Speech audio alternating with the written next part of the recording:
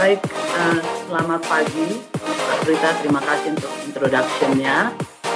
Good morning, ladies and gentlemen. Selamat pagi, Bapak dan Ibu. Salam sejahtera buat kita semua. Merupakan satu kehormatan bagi kami dari Pertamina Power Indonesia untuk dapat berpartisipasi dalam event ini.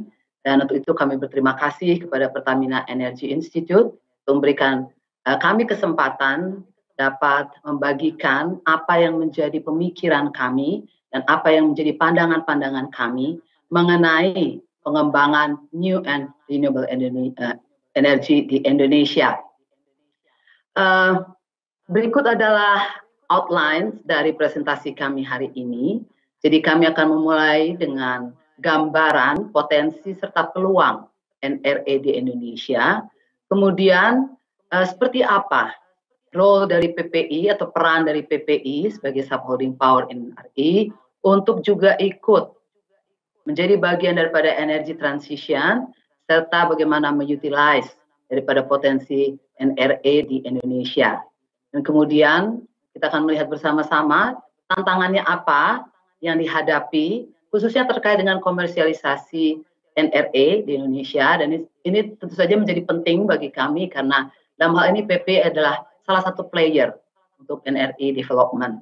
Dan yang terakhir adalah rekomendasi dan dukungan apa yang kami butuhkan untuk dapat ikut serta mendorong energi transisi melalui pengembangan NRE.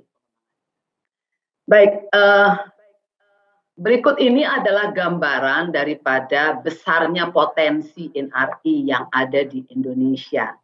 Jadi kita bersyukur sekali bahwa Indonesia ini sangat dianugerahi dengan kekayaan alam yang ternyata itu bisa dimanfaatkan menjadi sumber energi.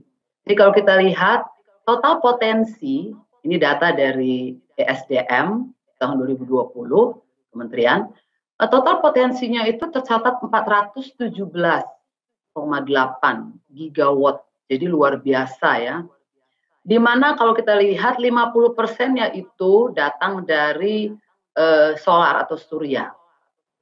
Nah, selain surya, bentuk lain daripada natural resources yang juga dapat jadi sumber energi itu adalah hydro. Kalau saya coba urutkan ya dari persentase total potensinya, hydro itu kira-kira 18% dari total potensi, atau sebesar 75 gigawatt.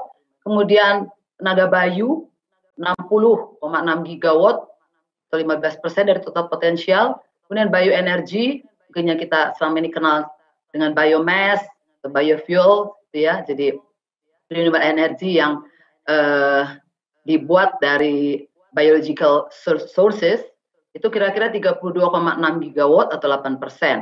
Kemudian geothermal sendiri 23,9 gigawatt atau 6%. Sementara juga ada ocean atau laut ya, atau samudra itu 17,9 gigawatt atau 4%. Nah, itulah total potensi. Tapi kalau kita bandingkan dengan kolom yang di kanan, kalau kita bandingkan ya, kita dapat melihat bagaimana ternyata utilisasinya itu belum cukup besar ya. Kita bandingkan saja misalnya sebagai contoh ya, untuk solar yang dikatakan punya sekitar 207,8 gigawatt, untuk saat ini utilisasinya itu masih sekitar 1%. Dan kalau kita lihat total utilisasi dari NRE itu saat ini tercatat 10,4 gigawatt atau hanya sekitar 2,5% dari total potensi yang kita miliki.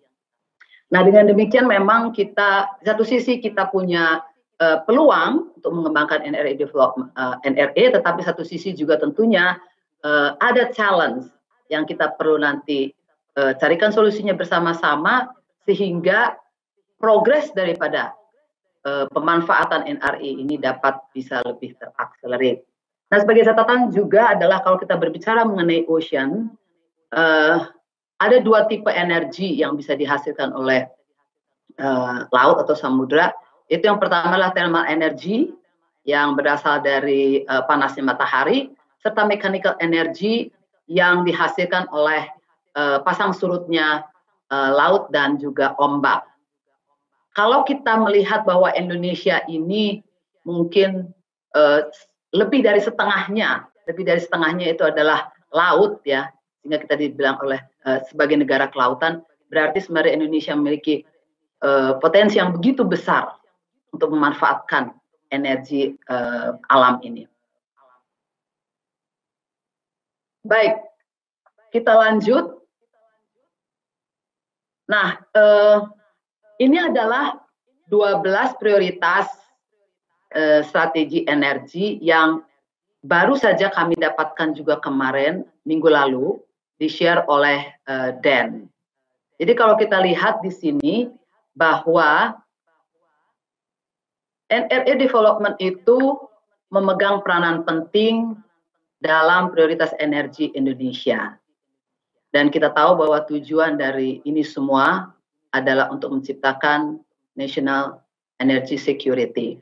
Jadi kalau kita lihat dari 12 strategi prioritas ini, kita lihat bahwa NRE Development mengambil bagian pertama adalah untuk memperbaiki national trade balance kita dengan mengurangi import, baik import fuel, BBM ya, maupun juga LPG. Tapi satu peran lagi juga dari NRI itu adalah mengakselerate energy infrastructure development untuk memastikan accessibility dari energi bagi bangsa Indonesia atau rakyat Indonesia. Kalau kita lihat secara khusus kami memberikan bold itu di strategi nomor 3, biofuel development, kita tahu tadi juga sudah disinggung oleh pembicara-pembicara sebelumnya, dan kemudian juga untuk strategi yang nomor 11 dan nomor 12, di mana perlu dipercepat power infrastructure, kemudian juga perlu dipercepat yang namanya NRE development. Nah, kalau kita lihat seperti apa yang menjadi rencana pengembangan NRI, ya ini juga dirilis oleh Dan, walaupun masih berupa draft, tapi inilah gambaran betapa cukup ambisiusnya rencana Indonesia untuk mengembangkan NRI. Jadi grafik ini menunjukkan bahwa target dari kapasiti NRI itu di tahun 2035 adalah 47,65 gigawatt. Dan kalau kita lihat beberapa poin di sini adalah berarti akan ada sekitar 37,35 gigawatt kapasiti tambahan ya, yang berarti kita akan meningkatkan sekitar 9% dari total potensial. Itu pun 37 atau 47,65 gigawatt itu kalau kita bandingkan dengan total potensi yang tadi sekitar 418 gigawatt juga itu masih sekitar 10%. Artinya bahwa ternyata potensi yang 418 gigawatt ini tidak hanya bisa untuk pasar domestik, tapi juga kita bisa mengekspor NRE electricity melalui Asian Power Grid. Sepemahaman saya, Asian Power Grid ini sebenarnya sudah menjadi agenda beberapa tahun terakhir, tapi mungkin progresnya kita masih perlu push lagi. Tapi saya senang sekali tadi mendengar pembicara sebelumnya juga mengatakan bahwa memang potensi Indonesia pun tidak hanya menggunakan NRI domestik, tapi juga untuk bisa diekspor. Nah, kemudian yang ketiga itu adalah kalau kita lihat solar capacity itu akan bertumbuh secara signifikan dan akan mengambil porsi yang paling besar di 2035. Ini didorong sekali terutama karena harga yang memang semakin murah ya, kalau kita bisa bandingkan harga sekarang dengan beberapa tahun yang lalu yang didorong oleh teknologi, serta juga kalau dibandingkan dengan NRI yang lain, bahwa yang namanya solar PV energy itu relatif mudah dan cepat untuk diimplementasikan. Tentu saja ada juga karakteristik lain dari solar yang membuat mungkin capacity factor dia pun tidak bisa 100%, tapi maksimal yang sepemahaman kami sekarang karena teknologi itu baru sekitar 33% untuk capacity factornya. Untuk hydro tahun 2025 walaupun kita melihat mungkin grow-nya agak slow, tetapi hydro tetap masih memegang capacity terbesar kedua, dan geothermal secara konsisten juga bertumbuh dan akan menjadi capacity ketiga terbesar di domestik. Bioenergi dari biomass itu akan didevelop, akan dikembangkan melalui hutan atau sampah-sampah agricultural dan municipal waste. Sementara angin pun juga akan bertumbuh secara signifikan tahun 2023 ke atas. Nah, inilah yang kami lihat sebagai opportunity untuk pengembangan NRI ke depan. Tapi Bapak dan Ibu, ada satu fakta yang mungkin juga menjadi catatan kita hari ini, dan apa yang menjadi catatan juga bagi kami dari PPI, itu adalah bahwa kalau kita mau mencapai 47,65 gigawatt di tahun 2035, di mana kita memerlukan sekitar 37,35 gigawatt in total additional capacity, itu berarti kita memerlukan kurang lebih 3 gigawatt annual per tahunnya, 3 gigawatt additional capacity per tahun. Nah, di pengembangan NRI ini memang ada rule of thumb, atau kalau kita bicara solar itu 1 megawatt itu 1 million capex-nya ya. Jadi untuk menghasilkan 1 megawatt itu butuh 1 juta US dollar. Kalau bicara geothermal itu lebih besar lagi, mungkin sekitar 3 sampai 4 juta untuk 1 megawatt. Nah, dengan demikian kalau kita butuh 2 sampai 3 gigawatt per tahun, berarti kita membutuhkan juga 2 sampai 3 billion US dollar investasi atau capex per tahunnya agar rencana daripada NRI development ini bisa tercapai sesuai dengan target. Baik, kami lanjutkan. Nah, ini adalah gambaran daripada primary energy mix atau yang menjadi rencana umum energi nasional. Kalau kita lihat di tahun 2019, campuran atau bauran energi dari EBT itu sekitar 9%. Tapi kemudian di tahun 2025 itu meningkat diharapkan, jadi dalam 6 tahun 23%. Dan setelah itu di tahun 2050 sekitar 32%. Jadi menunjukkan di tahun 2050 rencana national energy kita itu memang akan didominasi oleh EBT di tahun 2050. Nah, apa yang menjadi partisipasi dari Pertamina atau inisiatif Pertamina untuk ikut serta dalam meningkatkan bauran energi ini? Yang pertama tentu saja geothermal. Ya, bagaimana Pertamina akan terus berkomitmen untuk memonetize aset-aset geothermal melalui skema IPP, ya, untuk dapat mencapai sekitar 1,3 gigawatt capacity dalam 3 sampai 4 tahun ke depan. Kemudian solar, kita juga akan membangun dengan skema IPP, tentu saja di area-area yang memiliki radiasi yang baik, dan memasuki juga partnership untuk membangun yang namanya solar cell manufacture. Seperti kita ketahui bahwa untuk pengembangan NRI khususnya solar, memang ada satu isu yaitu TKDN. Nah, dengan adanya satu rencana juga untuk membangun yang namanya solar cell manufacture, kita harapkan itu akan dapat bisa mereduce atau mengurangi mengurangi dari harga listriknya, harga jual listrik dari solar, dan juga dapat meningkatkan yang namanya TKDN. Kemudian biofuel, kita terus mendukung pemerintah untuk memproduce biodiesel, bahkan lebih dari B30. Tadi sudah disampaikan juga, mungkin akan sampai kepada B100 melalui green refinery dan juga CPO untuk co-processing. Kemudian EV charging, kita akan men-set up yang namanya battery manufacturing dengan partnership bersama battery technology providers dan juga BUMN lain yang terkait, dan juga kita akan menggunakan distribusi atau jaringan distribusi Pertamina yang sangat ekstensif ini untuk men-set up yang namanya battery charging and swapping infrastructure.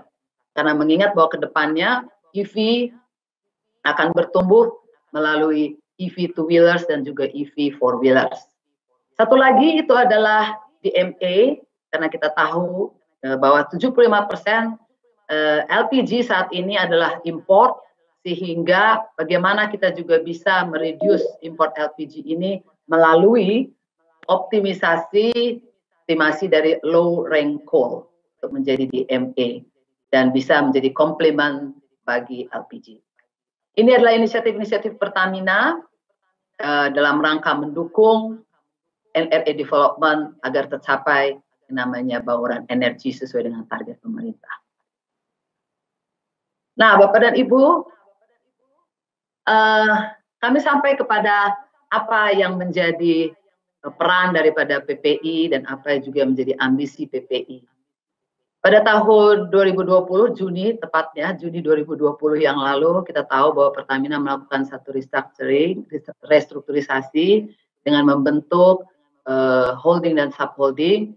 Diharapkan bahwa subholding akan menjadi vehicle bagi Pertamina untuk bergerak lebih lincah, juga lebih mandiri dalam mengembangkan bisnisnya ke depan. Nah, salah satunya yang dibentuk itu adalah subholding power and new and renewable energy atau Power NRE, yang dimana di situ diposisikan Pertamina Power Indonesia. Nah, aksi strategis ini menunjukkan komitmen yang tinggi dari Pertamina, tidak hanya untuk mengambil bagian, ya, tapi juga bagaimana mengambil posisi leader dalam energi transisi di Indonesia. Dan dengan mengintegrasikan geothermal ke subholding Power NRE, ini akan memperkuat posisi fundamental bagi Pertamina untuk terus menumbuhkan renewable energy di Indonesia.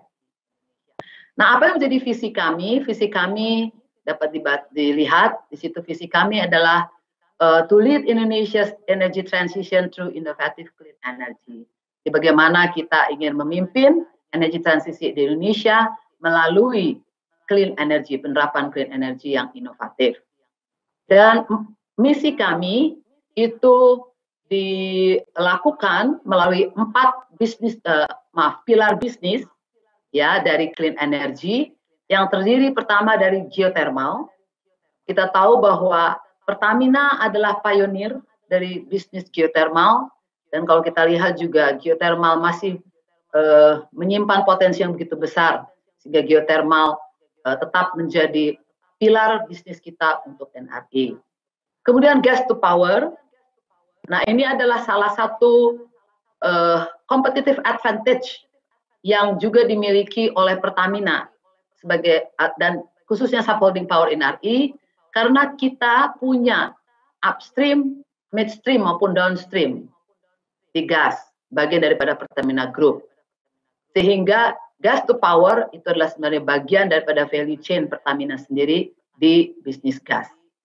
Kemudian NRE to power, itu saja bagaimana Pertamina itu akan membantu government untuk men-unleash domestic potential dari renewable energy.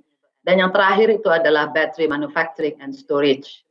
Karena kami tahu dan kita tahu bahwa battery itu adalah bentuk daripada energi di masa depan.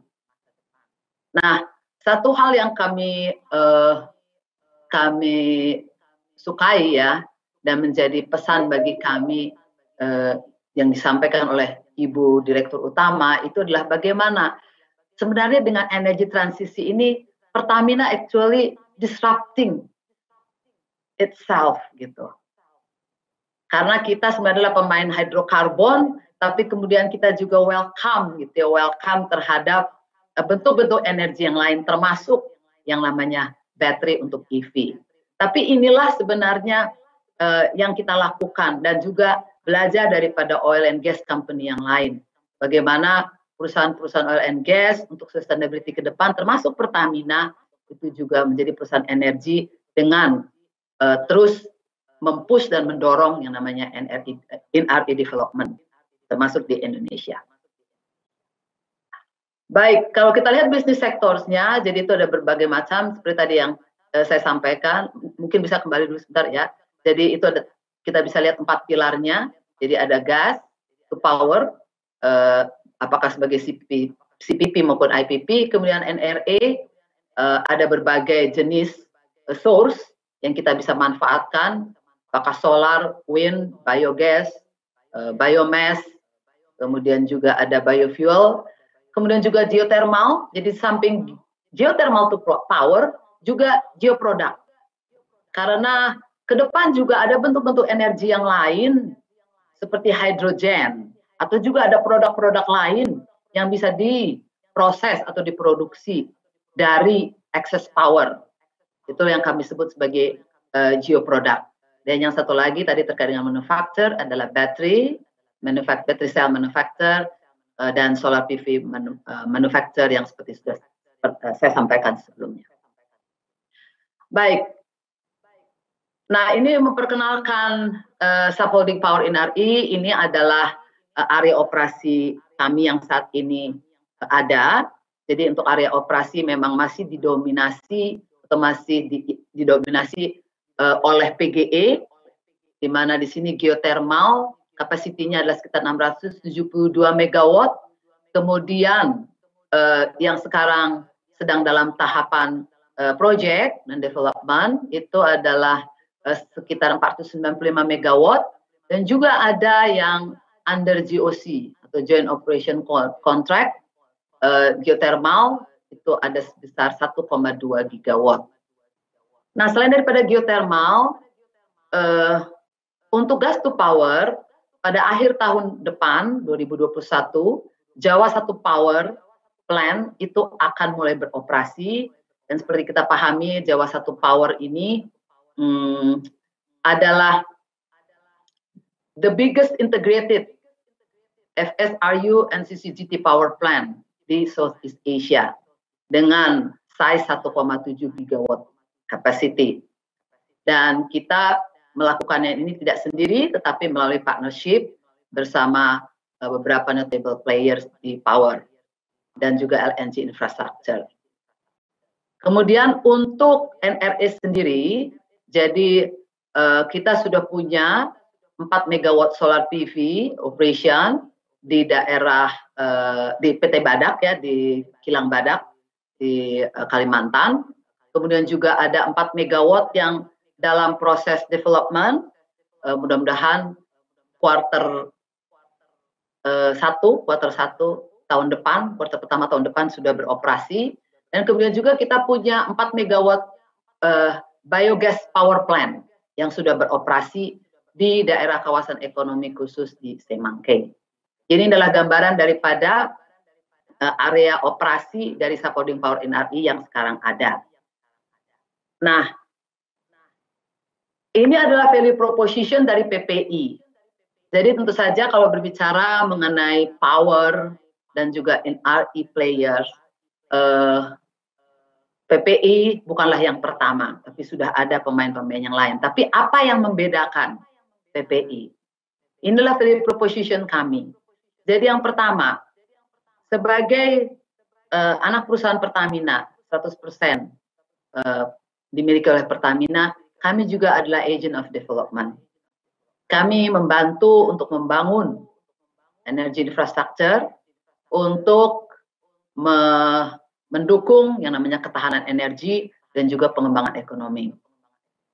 Dan juga kami berkontribusi untuk proyek strategi nasional dan juga membantu daerah-daerah yang mungkin dalam tahap berkembang gitu untuk mereduce yang namanya inequality. Kemudian yang kedua adalah cost competitiveness. Kita tahu bahwa market selalu mencari kompetitif tarif, dan kami komit untuk memberikan atau mendeliver energy power solution yang affordable oleh market atau customer. Kemudian Yang ketiga, clean and energy solution.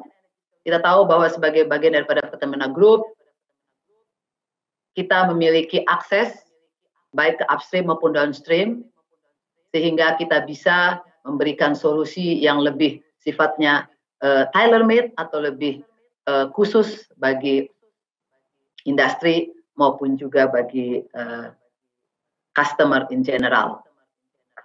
Dan yang terakhir, value proposition kami adalah strategic partnership. Jadi seperti yang tadi sudah disampaikan di slide yang sebelumnya, bahwa sebagian daripada proyek-proyek kami itu dilakukan dengan skema partnership. Jadi belajar dari apa yang kami sudah lakukan, pengalaman kami bersama partners di proyek-proyek kami sebelumnya, tentu saja ini akan kami bawa untuk proyek-proyek berikutnya bersama perusahaan-perusahaan baik lokal maupun internasional di bidang energi maupun finance sector. Nah, dari value proposition ini, inilah ambisi kami PPI dalam mengembangkan power and RE sebagai bagian daripada energy transition di Indonesia. Kami paham bahwa ada mandat yang sangat kuat dari Pertamina untuk kami untuk bagaimana mendorong energy transition agenda. Dan kalau kita lihat dari bubble yang kiri, 3 dari 5 pilar renewable energy Pertamina itu adalah di bawah manajemen atau di bawah pengembangannya dari subholding power in RE, yaitu yang pertama adalah geothermal, kemudian battery, storage, and electric vehicle, serta new and renewable energy. Nah, menjadi aspirasi kami di tahun 2026 itu adalah kami akan mencapai atau membangun, ini equal ya, 40 gigawatt portfolio dari power in RE. 40 gigawatt ini terdiri dari 10 gigawatt clean energy power plant, yaitu gas dan RE power plant sendiri, dan kemudian 30 gigawatt hour itu adalah untuk battery cell manufacture. Nah, dengan portfolio 40 gigawatt ini diharapkan bahwa di tahun 2026 bisa tergenerate 8 billion US dollar revenue, dan untuk mencapainya dibutuhkan juga sekitar 15 billion US dollar investasi untuk semua rencana tersebut. Next. Nah, kalau kita sudah melihat mimpi kami ya, ada pepatah mengatakan bahwa with big dreams come big challenges. Jadi ketika kita bermimpi besar berarti tantangannya juga besar. Pertanyaannya sekarang bagi kami tentu saja di PPI itu adalah bagaimana kita bisa mengejar mimpi 10 gigawatt clean energy power plant dalam 5-6 tahun ke depan. Bapak dan Ibu, kalau kita berbicara mengenai challenge, mengenai tantangan memang cukup banyak ya. Cukup banyak, dan biasanya gitu ya, kalau yang saya pahami itu biasanya regulasi gitu ya. Tapi sebagai player kami ingin meng-highlight tiga mungkin tantangan utama ya, yang bagi kami ini yang perlu dicarikan solusi dan mitigasinya ya. Yang pertama, saya juga sudah dengar tadi sudah beberapa pembicara sudah menyampaikannya, yaitu isu komersialisasi. Ini tentu saja juga didrive oleh regulasi. Jadi kita tahu bahwa saat ini National Electricity Generation Cost itu di set up oleh PLN, dan secara umum nilai BPP ini disebut sebagai BPP ya. BPP nasional ini dilingkan dengan harga batubara. Ya. Sehingga memang cukup challenging untuk NRE sources untuk bisa compete gitu ya. Sebagai contoh saja di Jawa dan Bali itu BPP-nya sekitar 6,8 US cent per kilowatt hour. Jadi untuk NRI seperti geothermal, tentu saja untuk menjual dengan harga di bawah itu, kalau sesuai dengan regulasi kan ada harganya harus 85% ya, 85% dari BPP, tentu saja tidak menjadi visible secara ekonomi. Demikian juga untuk solar untuk compete gitu ya, tarifnya mungkin untuk saat ini belum bisa kalau kita linkkan dengan yang namanya BPP nasional maupun BPP region. Mungkin untuk region tertentu masih bisa, tapi kalau untuk Jawa dan Bali, di mana di sini sebenarnya industri dan market yang paling besar, itu saja agak susah untuk berkompetisi. Nah, satu lagi juga itu adalah karena kompetitif tarif ini memang akhirnya membuat proses daripada negosiasi PPA itu jadi cukup panjang gitu, cukup panjang dan juga kemudian menimbulkan isu-isu ya. Sebagai contoh saja, beberapa dari geothermal kita saat ini juga sampai hari ini juga mungkin belum bisa sampai kepada tahapan on stream begitu karena belum disepakati PPA-nya gitu. Inilah yang kami sebut sebagai komersialisasi. Dan yang kemudian yang kedua itu adalah kami sebut land ya atau lahan. Ini memang menjadi challenge yang klasik gitu. Tapi ini penting kenapa? Karena kita perlu paham bahwa ketika kita mau membangun yang namanya NRE ya, New Renewable Energy, itu kita perlu lahan.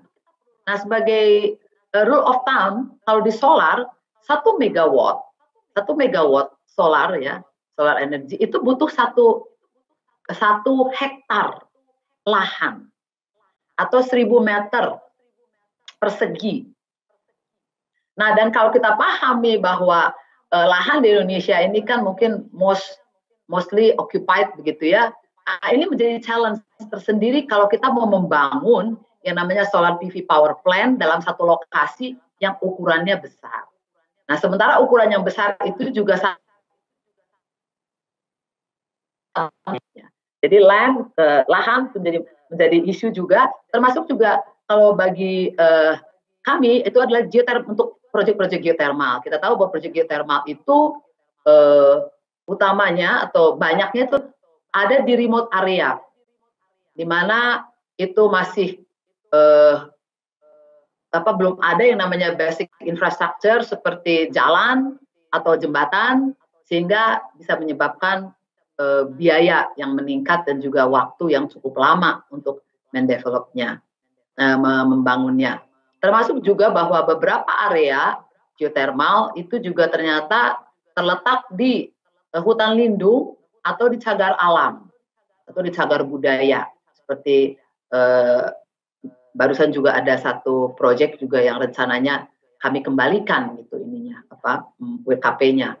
Karena ada isu lahan ini artinya terletak di cagar budaya yang kemudian menyebabkan selama 4 tahun izin untuk eksplorasi itu belum diperoleh.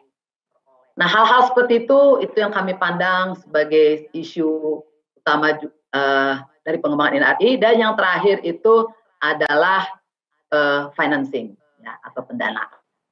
Kenapa? Karena kita tahu bahwa return daripada NRI ini relatifly sebenarnya juga mungkin lebih rendah daripada oil and gas, sehingga bagaimana kita menemukan pendanaan yang murah itu menjadi challenge utama.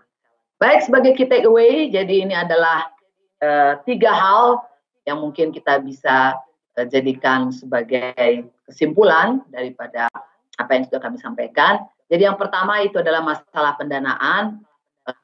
Untuk NRI, kita perlu take advantage dari green funding dan juga soft loan dengan interest yang murah. Kemudian juga ada carbon credit program yang bisa menjadi potensial untuk revenue stream bagi proyek-proyek green kita. Dan kemudian partnership tentunya ya untuk membiayai proyek dan bisa sharing risk.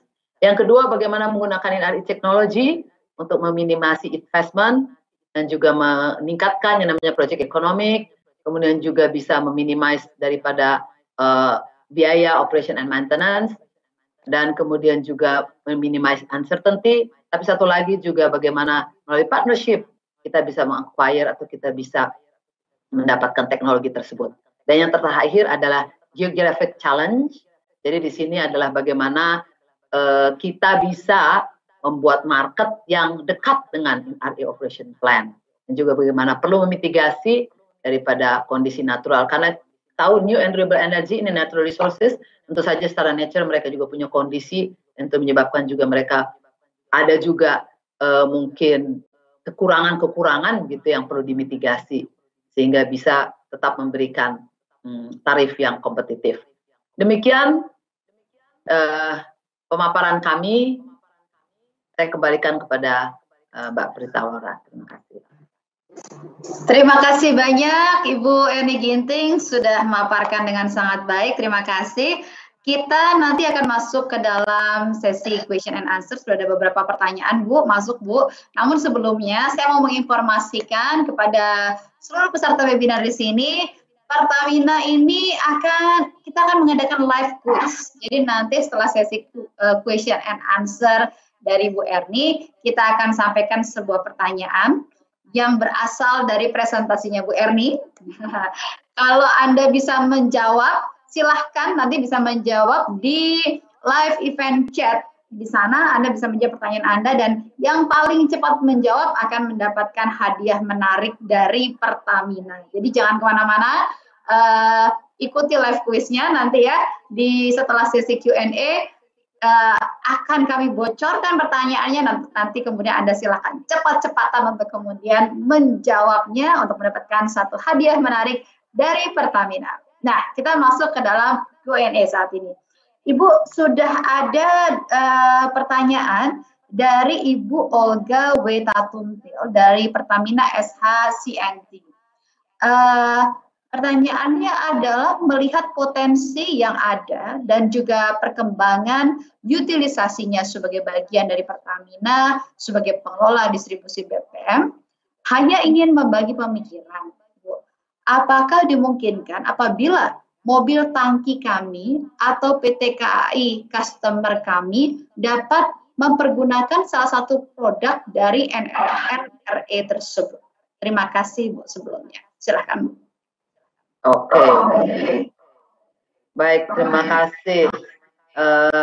Pertanyaannya mudah-mudahan saya cukup bisa menjawab ya. Jadi menggunakan NRI untuk mobil tangki atau PT KAI customer. Oke. Jadi memang ada pemikiran ke depan. Jadi kalau tadi saya sudah sampaikan kan bahwa ke depan ini kalau terkait dengan mobility ya atau electric vehicle ya, sebenarnya adalah ada teknologi baterai. Jadi itulah yang akan menggantikan fuel ke depan. Nah, jadi kalau bisa menjawab bagaimana sebenarnya mobil tangki juga bisa pakai baterai. Tapi selain lithium battery juga ada pemikiran adalah bagaimana hidrogen sebenarnya bisa untuk fuel cell. Nah, jadi kalau saya menjawab bisa, ya bisa. Tetapi tentu saja kapan bisanya, nah itu kan lain lagi ya. Jadi tapi bisa menggunakan untuk mobil tangki maupun juga untuk PT KAI ya. Tapi mungkin untuk saat ini belum. Kecuali kalau nanti battery cell manufacturernya sudah dibangun gitu ya. Itu mungkin jawabannya. Tapi arahnya ke sana, Baik, terima kasih Bu Eni. Arahnya ke sana tadi sudah dijelaskan. Nah, ada pertanyaan lagi Bu dari M Hanif dari RU6 Prod 2 POC. Ibu, apakah ada potensi pembangunan pembangkit mikrohidro selain Bayu dan juga solar, Bu, yang membutuhkan investasi mahal, terutama ini kaitannya untuk penyediaan energi di daerah-daerah 3T, terpencil dan tertinggal, Bu, sebagai satu inovasi penerapan dengan modal investasi yang minimum, tapi bisa menjangkau ke seluruh Indonesia. Silakan, Bu. Baik, terima kasih. Jadi kalau kita lihat hydro ya, potensi hydro di Indonesia ini kan besar ya. Nah, hydro itu sendiri juga ada hydro, ada mini hydro, ada micro hydro. Kalau nggak salah micro hydro itu di bawah 2 megawatt ya. Kalau nggak salah saya lupa. Tetapi kalau saya coba menjawab, tentu saja bisa, yaitu micro hydro ya. Kalau untuk sungai-sungai yang kecil kemudian nanti dibangun gitu ya. Dan memang kalau dari hydro relatifly juga mungkin capex-nya relatifly juga tidak artinya sama lah ya dengan NRI yang lain, tapi tidak semahal geothermal gitu. Jadi mungkin jawaban saya langsung saja bisa, yaitu namanya micro hydro gitu. Tapi tentu saja kita perlu lihat ya sungainya, kemudian juga letak daripada sungai itu ke market atau ke off-taker-nya ya. Seperti itu. Mudah-mudahan menjawab ini, Mbak Prita. Saya kayaknya kalau jawab cenderung kok langsung straightforward gitu ya. Gak apa-apa Bu, justru bagus Bu. Ya seperti di daerah Sumba mungkin ya Bu ya, ini sudah mulai diterapkan juga ya micro hydro pembangkit listrik di daerah-daerah terpencil di Sumba. Ya. Ya. Baik. Mungkin. Iya. Kebetulan saya pernah liputan di sana, Bu, dan ternyata memang bisa menjadi satu alternatif penyediaan energi yang ramah lingkungan dan juga bisa jadi mencapai harga keekonomiannya juga jika kemudian dikelola oleh masyarakat. Semoga ya, Bu, tadi targetnya tercapai. Terima kasih, Ibu. Kita akan masuk ke dalam sesi kuis, Bu. Tapi saya ingin, bukan saya yang menanyakan, tapi Ibu yang menanyakan. Supaya lebih berasa begitu. Karena ini berasal dari pertanyaannya Ibu, Bu. Pertanyaannya itu tadi kan ada di presentasinya Ibu, 3 tantangan dari NRE. Nah, silakan Bu ditanyakan, tapi dengan gayanya Ibu, Bu. Jadi biar audiens ini lebih berasa. Silakan Bu. Terima kasih Mbak Prita. Baik Bapak, teman-teman semua dan Bapak Ibu semua, tadi saya sudah menyampaikan ya, ada tiga tantangan utama yang kami lihat gitu. Ini sebagai player ya, karena kalau kita bicara tantangan yang lain banyak juga. Ada 3 tantangan utama itu dalam mengembangkan NRE development. Nah, silakan yang bisa menjawab itu kami akan beri hadiah. Begitu ya, Mbak Prita ya? Iya, terima kasih Bu Erni. Tadi Bu Erni menjelaskan sudah sangat to the point sekali gitu. Poin-poinnya apa aja? Saya bahkan menahan diri untuk menjawab ini Bu. Karena Ibu udah menjelaskan sangat baik sekali poin per poin. Terima kasih, kita berikan apresiasi untuk Ibu Erni Ginting yang sudah menyampaikan dengan sangat baik presentasinya. Terima kasih sekali lagi Bu, dan juga sudah memberikan kuis kepada para audiens di sini. Silahkan dijawab. Tadi 3 itu gampang banget begitu ya, gampang banget, bisa langsung ditulis. Semakin cepat Anda menjawab, semakin besar peluang Anda untuk mendapatkan hadiah menarik dari Pertamina. Terima kasih sekali lagi Ibu. Sampai jumpa Ibu. Terima kasih. Thank you.